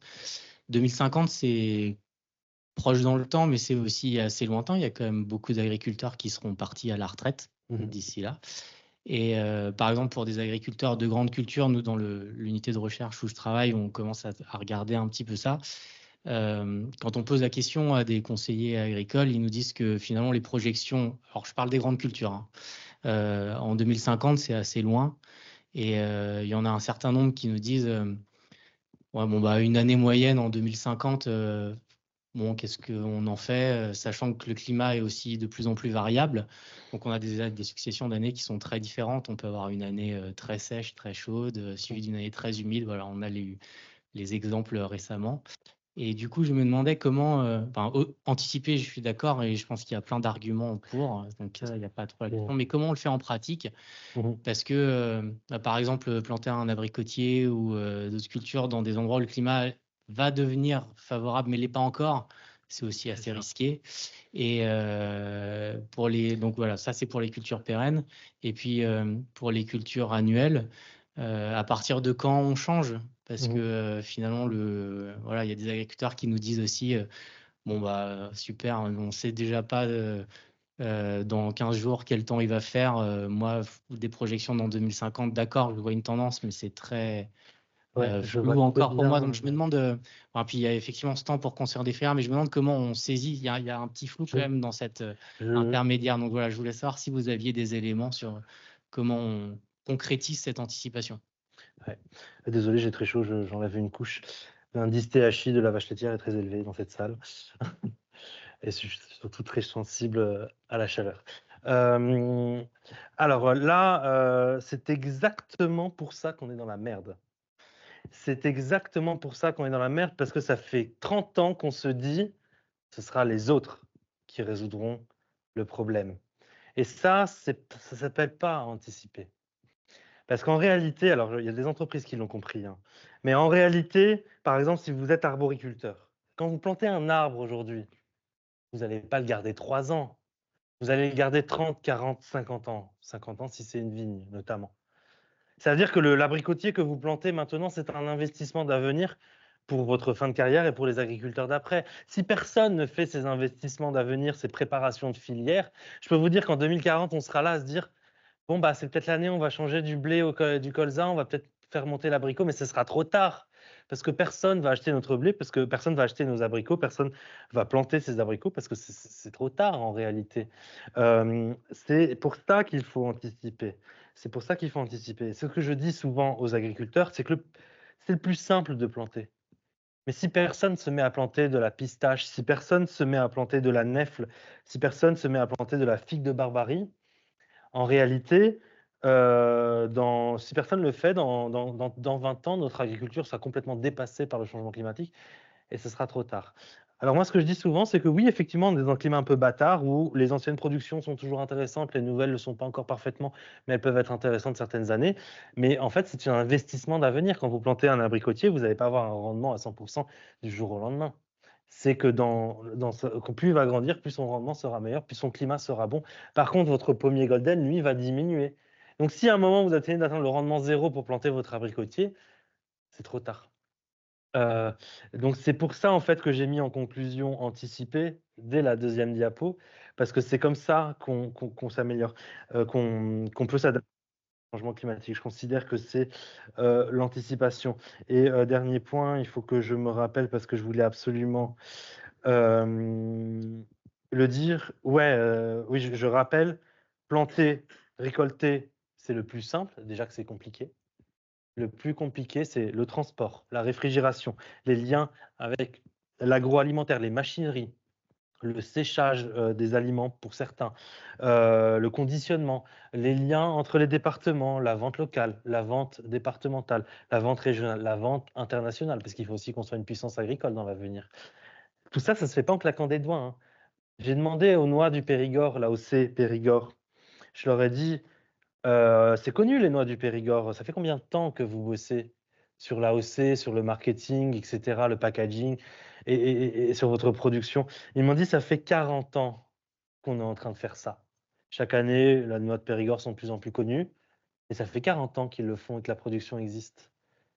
Ça veut dire que si vous voulez avoir une production dans 40 ans, c'est aujourd'hui. Il faut y penser». Voilà. Après, si les agriculteurs ne veulent pas modifier leurs pratiques agricoles ou modifier leur culture, bah, c'est là où on aura des pertes de rendement. L'objectif est d'en avoir le moins possible. Je ne sais pas si ma réponse a été convaincante. Je comprends, mais il y a quand même un point qui m'interroge, c'est le risque économique pour les agriculteurs Oui, dans cette phase de transition. oui. Je ne dis pas, alors surtout pas, tout ce que j'ai dit, c'est pas les agriculteurs qui doivent le porter sur le dos. Une création de filière, actuellement, par exemple, on a les pistaches de Cavaillon. Ils sont en train d'enlever les vignobles, les abricotiers, et ils plantent de la pistache. Parce que la pistache, elle fleurit 2 semaines plus tard, donc c'est 2 semaines de moins de risque de gel. En plus, elle vient des plateaux d'Iran, donc elle est résistante aux fortes chaleurs et aux sécheresses. La pistache d'Avignon a été pour l'instant promue par des agriculteurs, des viticulteurs ou des arboriculteurs. C'est pas comme ça que ça se passe. Parce qu'il faut des milliards et des milliards d'euros pour faire une filière. C'est pas eux qui vont aller voir les entreprises, les multinationales. C'est pas eux qui vont faire les liens avec les autres pays pour vendre leur production. Il faut absolument qu'il y ait une réaction politique européenne. C'est pas uniquement française, parce que les évolutions se font vers le nord. Qu'il y ait une réaction politique d'investissement dans ces nouvelles filières d'avenir, tout comme des investissements dans les futures techniques agricoles. Bon, ça, on en a. Les matériels de protection, les réserves en eau, la génétique, ça va. Par contre, on a l'impression, en fait, comme dans le sens que ça va, qu'on aura la même agriculture au même endroit, des mêmes productions en 2050, et ça, il faut absolument se l'enlever de la tête, et il faut investir dans de nouvelles filières. Et donc pour moi, il faut absolument que l'État investisse, tout comme il investit dans d'autres aspects de l'agriculture, d'investir dans ces accompagnements-là, et ça tombe bien, puisque je travaille avec le ministère de l'Agriculture, et mon rendu est le 12 mai. Je suis en retard, d'ailleurs. J'ai travaillé dans le TGV tout à l'heure. Mais le 12 mai, je dois travailler sur l'aire de répartition de l'abricot, de la pomme, de la noix, de la tomate, de la canne à sucre, de la banane, du petit pois, de la carotte. Il y en a encore plein d'autres, mais il ne faut pas me stresser parce que je ne les ai pas encore faits. Mais ceci dit, on commence à réfléchir pour avoir un embryon d'une idée de climatiquement parlant, potentiellement, à quoi pourrait ressembler la France en 2050. Si jamais, c'est du long terme, il faut travailler avec les agriculteurs là-dessus pour leur planter la petite graine, que ça évolue. Mais ce sont des choses qui, pour moi, sont aussi importantes que faire évoluer les variétés, faire évoluer les cépages, passer à l'agriculture de conservation des sols ou maîtriser le microclimat de la parcelle. Il faut de tout pour faire avancer l'agriculture. Est-ce que ça vous convient mieux comme réponse? Je vois votre sourire. Est-ce qu'il y aurait d'autres questions?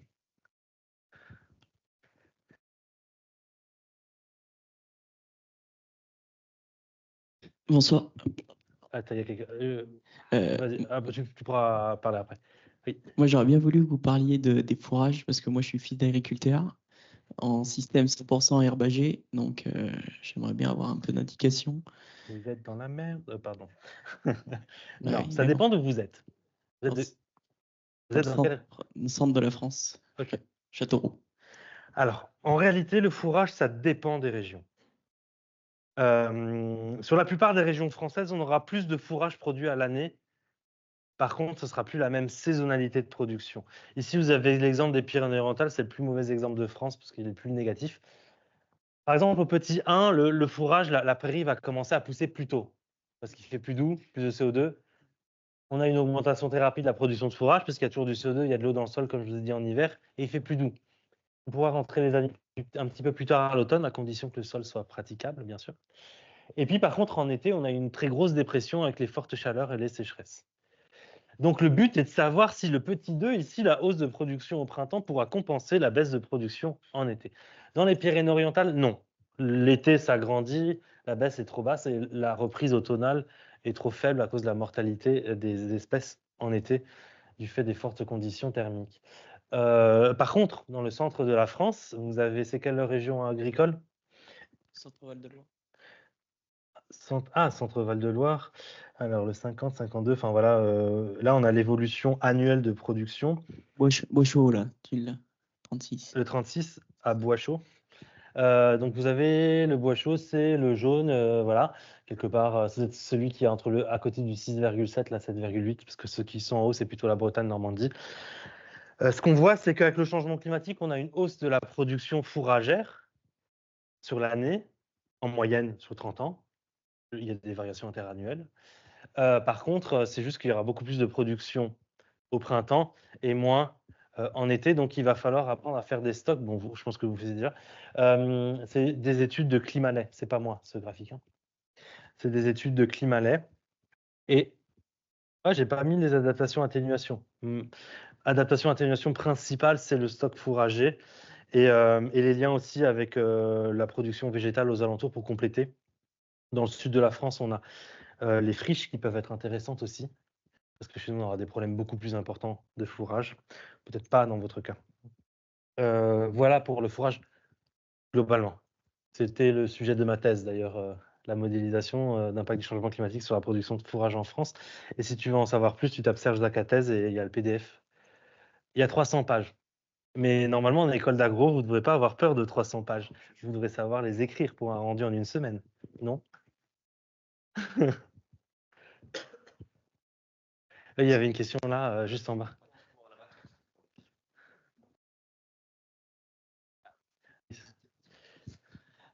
Question un peu égocentrique. Je suis fils d'agriculteur dans le sud-ouest. Ouais. Je suis ce qu'on peut appeler un monoculteur de maïs, enfin mon père actuellement. C'est dû aussi globalement à la filière qui entoure toute la Gironde au niveau des Landes et du Médoc plus précisément. Et en fait, j'aimerais savoir quelles prévisions vous faites d'ici 2050 sur la production agricole qui pourrait être développée dans le sud-ouest éventuellement. Alors, il y aura... est-ce que votre père a des pertes de rendement, a eu des pertes de rendement, ou alors est-ce qu'il se satisfait de cette situation? Ou est-ce qu'il commence à réfléchir déjà sur d'autres opportunités, d'autres cultures? Ou alors il est vraiment encore maïs, maïs, maïs? Non, je Pas pense. pas répondre à la question. Je pense qu'on est encore dans une idée de pérenniser le maïs d'une manière ou d'une autre, de part du fait qu'on fait du séchage. Donc, on a de gros endettements dessus, ce qui fait qu'on essaye malgré tout de sécher du maïs. Mais à terme, oui, je pense qu'il faudra changer le modèle parce que 2021 a été une année compliquée. 2022. Oui, 2021 a été une année humide plutôt. Humide, très bonne. 2022, très mauvaise. 2022, pas tant la sécheresse, mais on a eu une grosse période de grêle qui a détruit naturellement les champs. Ouais, bon. Et 2023 aussi a quand même été une année assez chaude à certains moments. D'accord. Oui, fin août, à partir du 15 août. Alors, normalement, le rendement doit se stabiliser. Là, il est peut-être qu'au début de sa carrière, il a dû augmenter. Maintenant, il se stabilise pour diminuer par la suite, donc d'après les projections. Alors, effectivement, le but n'est pas de se dire que vous rentrez chez tes parents et j'ai du mal avec le tutoiement avec des étudiants, je suis désolé. Vous rentrez chez vos parents et vous dites bah, on arrête le maïs, Serge Dacal a dit. Il va te dire c'est qui encore ce bobo écolo avec sa trottinette et son steak végétal. C'est un peu le cas. Hein. Sans la trottinette, je suis à la campagne. Et enfin, si j'ai une trottinette, la Reine des Neiges, mais c'est celle de ma fille. J'en ai fait hier. Maquillée avec une robe. Bon, je passe. Ça m'a traumatisé. Alors du coup, oui, il ne faut pas lui venir et lui dire on arrête le maïs. C'est pas comme ça qu'il faut voir les choses. C'est progressif. C'est-à-dire que on peut, par exemple, faire 90% de maïs dans les années à venir, et 10%, on va tester de nouvelles choses aussi. Je ne sais pas qu'est-ce qu'on peut faire avec de la luzerne, peut-être le séchage, je ne suis pas sûr. Ceci dit, dans le sud-ouest de la France, on aura de plus en plus de potentiel de maraîchage. À savoir qu'on peut faire du maraîchage sur sol sableux, la mâche, la carotte de sable. Après, je ne connais pas tout le structure sol et toutes les cultures qu'on peut faire là-bas. Je n'ai pas fait une étude spécifique pour votre père. Mais il va falloir que, en tout cas, si vous voulez reprendre la ferme, peut-être rajouter quelques pourcentages de maïs en gardant du maïs, hein, parce que économiquement parlant, il faut quand même une stabilité, c'est une transition. C'est pas brutalement on arrête tout et puis tout coule en réalité. Il faut être logique aussi au niveau d'une transition économique et donc tester, notamment c'est du maraîchage que je conseillerais. Voilà. Mais ça demande une évolution énorme en fait de la ferme et du matériel et de la main d'œuvre, donc c'est compliqué. C'est pour ça que je dis qu'il ne faut pas juste que l'agriculteur finance ces transitions, mais qu'il faut absolument qu'il ait des aides pour tout agriculteur qui transite vers de nouvelles cultures, bah, et bah doit absolument avoir des aides. En tout cas, c'est mon avis. Il est 20h. Je vous remercie. Avec plaisir. Bon, on pourra en reparler dans 10 ans, on verra comment ça évolue. Est-ce qu'il y aurait d'autres questions avant que les lumières s'éteignent? Non? Oh.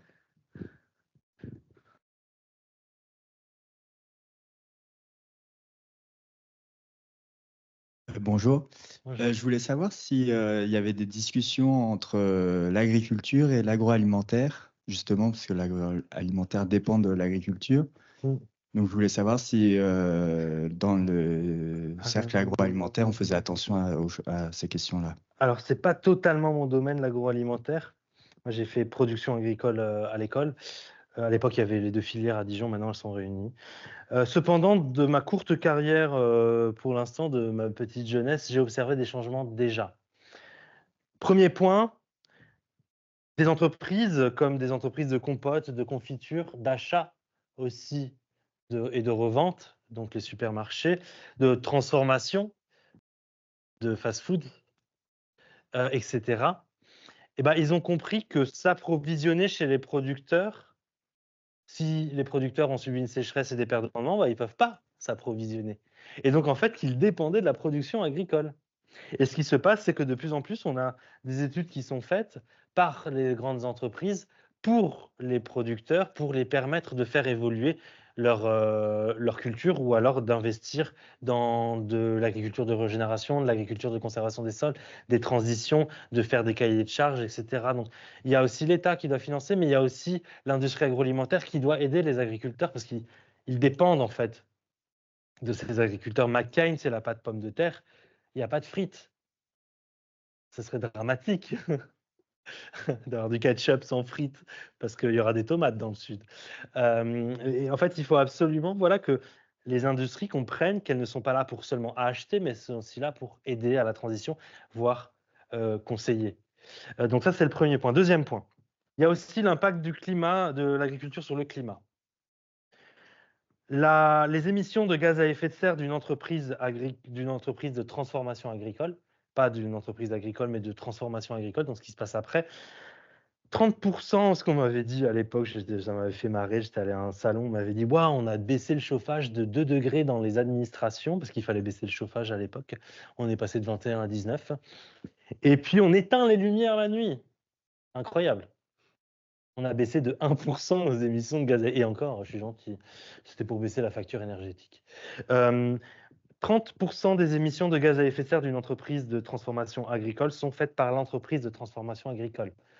Réfrigération, ventilation, les machines, les camions, etc. 70% des gaz à effet de serre d'une entreprise agricole, d'une entreprise de transformation agricole sont dus aux émissions indirectes qui se sont produites avant, c'est-à-dire la production agricole. Et c'est-à-dire que si on veut travailler sur les émissions de gaz à effet de serre d'une entreprise agroalimentaire, il faut à la fois aider les agriculteurs à produire face au changement climatique, mais aussi aider les agriculteurs pour décarboner, à réduire leurs émissions de gaz à effet de serre. C'est l'entreprise qui achète qui en fait est à l'origine de ces 70%. Donc il faut aussi aider. Donc il y a plus d'un seul sens. On vend et puis après on ne sait pas ce qui se passe. Il y a un nouveau sens qui se produit, ça c'est intéressant, de retour de l'agroalimentaire à l'agronomie et de dire on est capable de mettre tel billet sur la table si vous commencez à produire dans telles conditions par rapport aux demandes sociétales, par rapport aux demandes de réduction de gaz à effet de serre et par rapport aux objectifs de réduction de gaz à effet de serre. Ça, c'est ce que j'ai observé. Par contre, je ne peux pas généraliser parce que je ne travaille pas avec toutes les entreprises agricoles. Peut-être qu'elles ne le font pas toutes, cet effort. Donc, en tout cas, celles qui m'ont contacté, c'est forcément celles qui sont le plus au courant. Donc, peut-être que j'ai un biais de, je ne sais comment on appelle ça. Le fait qu'on me contacte et qu'on me propose, c'est peut-être parce qu'ils sont intéressés, quoi. Après, c'est peut-être pas toutes les entreprises qui font ça. Je ne sais pas si j'ai bien répondu à votre question parce que c'était très vaste quand même. Bonjour. Tout d'abord, merci. Merci pour la conférence. Vous avez mentionné durant la conférence qu'on devait placer notre agriculture en tant que puissance mondiale.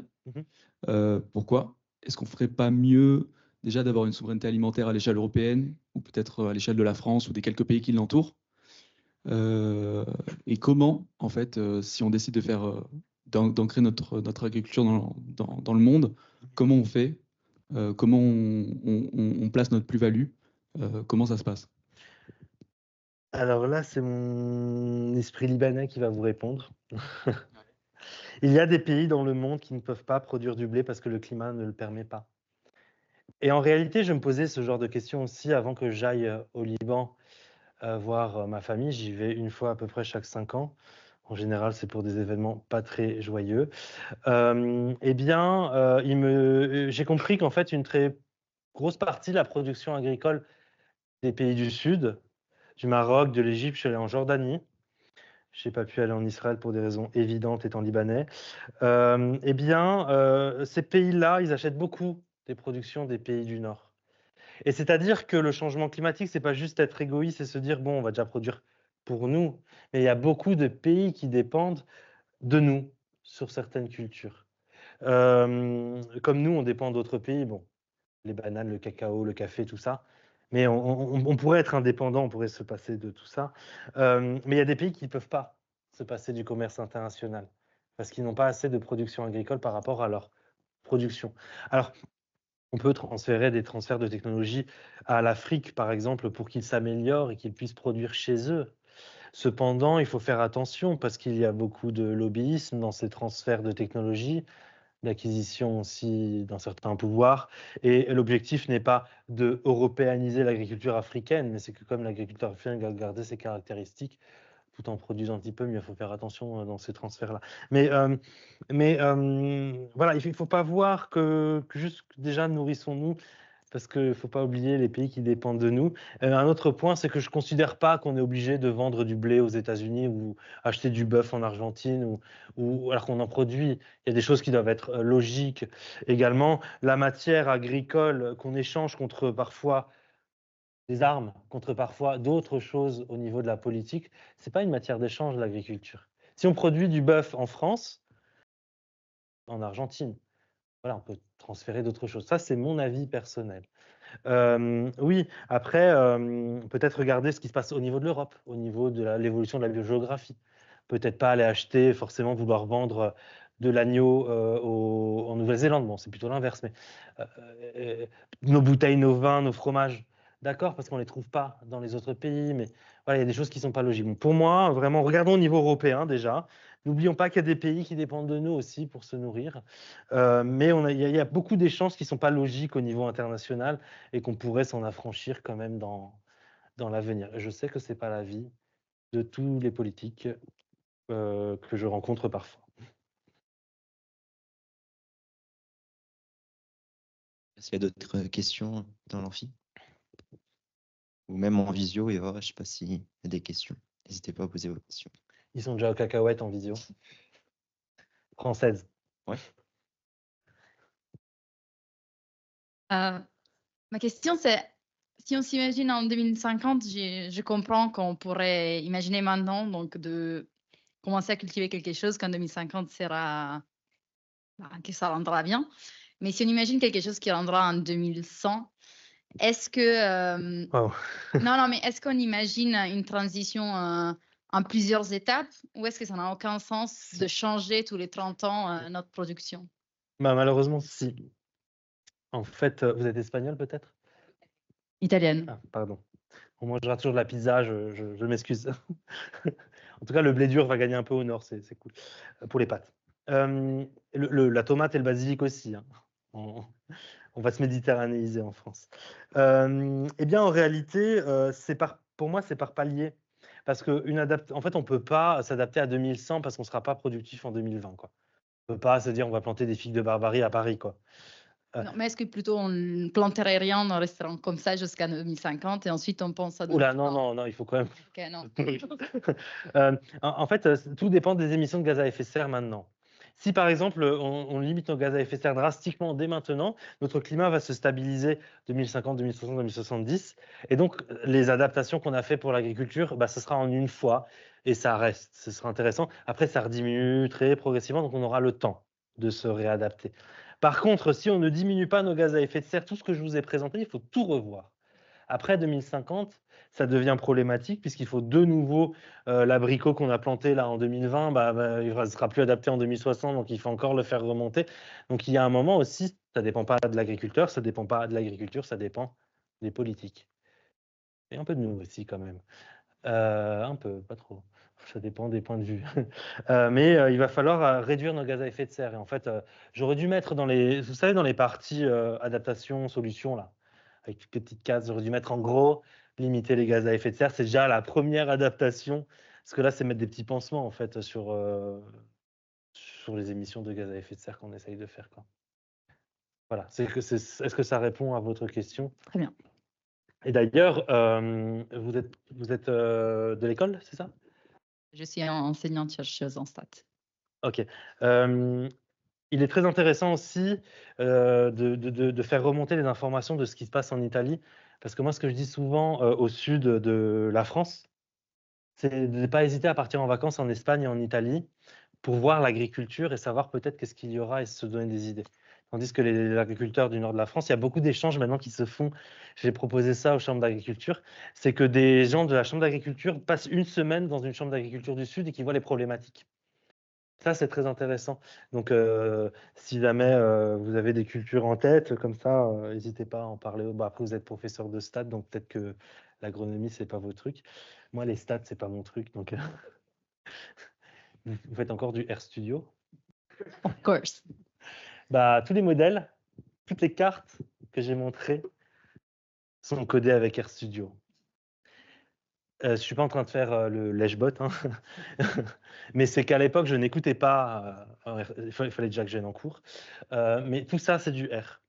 Et donc, et c'est très important dans un contexte de changement climatique. Si vous voulez travailler sur de la donnée, écoutez, madame. Je vous fais de la pub. Merci. Est-ce qu'il y aurait des dernières questions ici? Non? Sinon, merci beaucoup à vous tous pour vos questions. C'était très intéressant. Merci beaucoup à vous, Monsieur Zaka, d'avoir pris la peine de vous déplacer jusqu'ici, parce que ça n'a pas été difficile, ça n'a pas été facile, si j'ai bien compris, de vous déplacer ici, d'avoir donné. Je déteste le RERB, mais alors... J'ai même mis presque autant de temps de faire Montpellier-Paris que Gare de Lyon ici, pour vous dire. Merci beaucoup d'avoir donné du temps à notre école, à vous tous. Avec plaisir.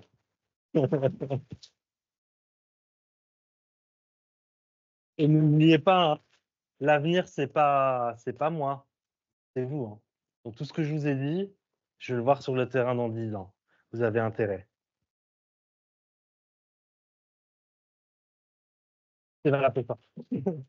Voilà, merci à tous. Et puis, Je m'arrête de propose, parler. il y a un petit buffet maintenant si vous voulez échanger plus profondément avec Monsieur Zaka ou pas, juste à la sortie de l'amphi. Sinon, merci à vous tous. Et puis, on vous donne rendez-vous sinon le 21 mai avec Lise Bernéou qui viendra parler des cellules buissonnières, donc du microchimérisme. Et le 29 mai, ce sera Bruno David, l'ancien président du Muséum national, qui viendra nous parler de biodiversité. Voilà, merci à tous. Et puis désolé à tous ceux qui étaient en stage, en césure, qui n'ont pas pu être là. On a fallu qu'on choisisse une date. Merci à tous. Au revoir.